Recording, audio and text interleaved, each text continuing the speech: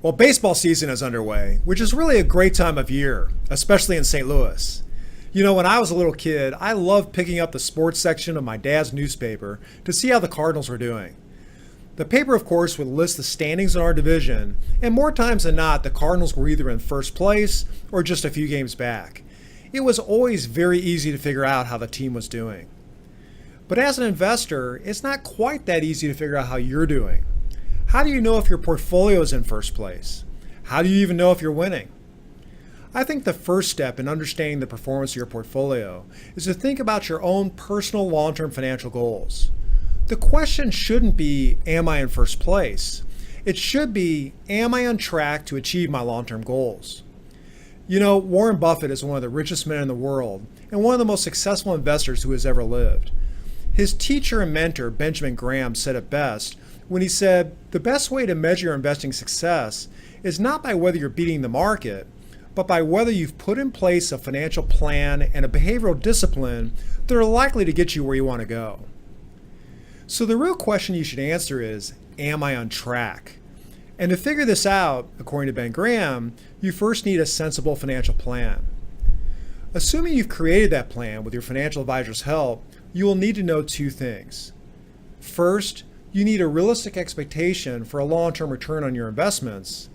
And the second is to have a clear understanding of your risk tolerance.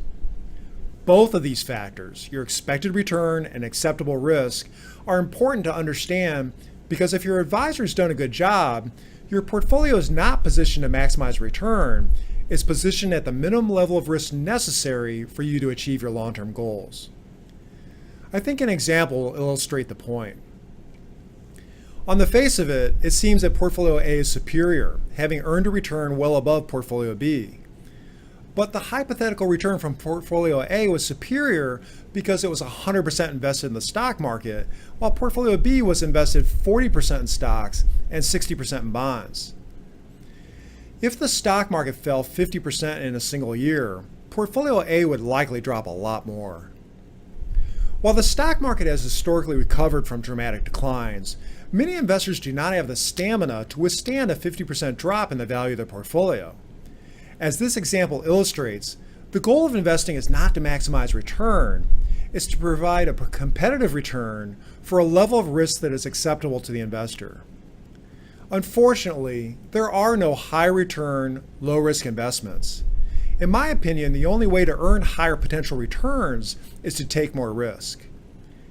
You know, it's often tempting for investors to take on more risk when the stock market is performing well, then cut back on risk when the stock market is performing poorly. Sadly, this strategy usually results in disappointment. Attempts to time the market usually result in lower returns over the long run because the short-term direction of the stock market is unpredictable.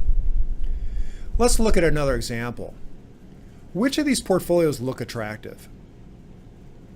Well, based on past results, clearly it seems that Portfolio E has been very well managed, while Portfolio A has been disappointing.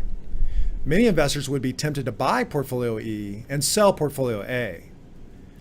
But these portfolios are actually asset classes that are often found in well-diversified portfolios. I think this example illustrates several points. First, past performance may tell us nothing at all about future results. Extrapolating past investment returns is often a big mistake because winners and losers often cycle back and forth. Second, performance numbers viewed in isolation tell us nothing at all about risk. Bonds provide a lower return than stocks over the past 10 years, but the traditional role of bonds in the investment portfolio is not to maximize return, but to provide income and dampen the volatility of the portfolio. International stocks and emerging market stocks have been very disappointing over the past 10 years, but many experts believe this period of underperformance may lead to superior future returns because many international stocks currently trade at lower prices relative to earnings than U.S. stocks. Finally, after a period of long underperformance, small stocks and value stocks have both provided much better returns over the past year. It's very difficult to predict who the future winners will be, which is why well-diversified portfolios often have exposure to each of these asset classes instead of just being invested in the S&P 500. If your portfolio is well-diversified, chances are there will be several investments that appear to be lagging. If all of your investments are up at the same time by the same amount, chances are they may also be down by the same amount when the market declines. Using 2020 hindsight to make changes in your portfolio is a little like constantly changing to the fastest moving line at McDonald's. It's likely to just lead to a lot of frustration. I think a better strategy is to consistently rebalance portfolios back to their target weighting. This can lead to better potential results and a more consistent level of risk in the portfolio over the long run. And that's a strategy we employ with the portfolios we manage in the Model Wealth program. Well, that's our program for today. Thanks for listening, and we'll see you next time.